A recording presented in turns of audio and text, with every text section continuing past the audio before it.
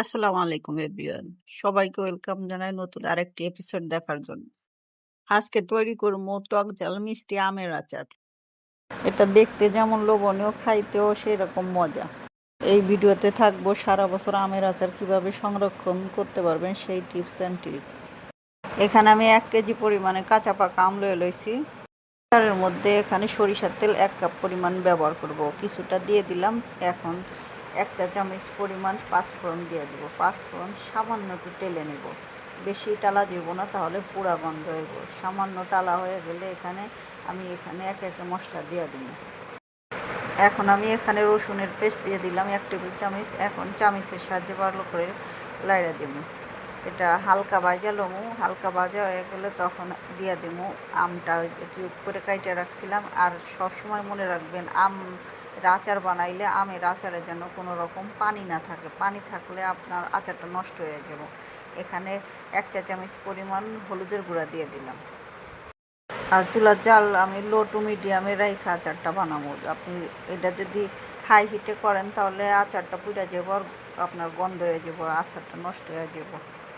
এখানে আমি সরিষা বাটা দিয়ে দিলাম 1 চা চামচ পরিমাণ। এখানে আমি সাদা সরিষাটা ব্যবহার করছি। সাদা সরিষা বাইটা 1 চা চামচ পরিমাণ দিয়ে দিছি। দিয়ে এখন ভালো করে নেড়ে চেড়ে মশলার লগে মিশাইলাম।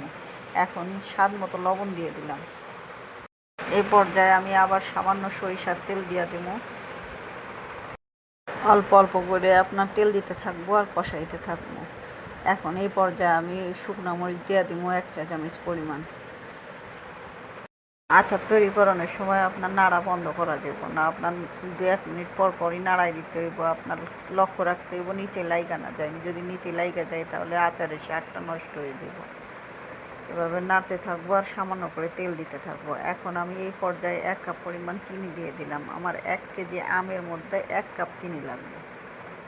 আপনি চিনির পরিবর্তে গুড়ও ইউজ করতে পারেন। আমি এখানে চিনি দিয়ে আজকে তৈরি করব। চিনি দেওয়ানোর পরেও অনেকখানি পানি ছাড়বো। আপনার জালটা বাড়াই দিয়ে পানিটা আস্তে আস্তে শুকাইলাম। এখন এখানে 1 চা চামচ পরিমাণ শুকনো মরিচের ফাঁকি দিয়ে দিলাম। এখানে আমের আচারের মধ্যে কোনো প্রকার পানি ইউজ করা যাবে না। এখন এখানে 1 চা চামচ পরিমাণ বিট লবণ দিয়ে দেব। এই পর্যায়ে আমি 1 চা চামচ পরিমাণ লেবুর রস দিয়ে দিলাম। এটা আমার 2-3 দিনে শেষ হয়ে যাবে, এই কারণে ভিনেগার দিলাম না। আপনারা এই পর্যায়ে আপনার 1/3 কাপ ভিনেগার দিয়ে দিবেন। 8 থেকে 10 মিনিট রান্না করানোর পরে একদম সফট হয়ে যাবে। এর ভিতরের যে ময়েশ্চারাইজ থাকবে একদম ড্রাই হয়ে যাবে। ঠান্ডা হওয়ার পরে একটা কাচের জারে, আপনার এয়ার টাইট কাচের জারে বইরে রাইখা দেবো।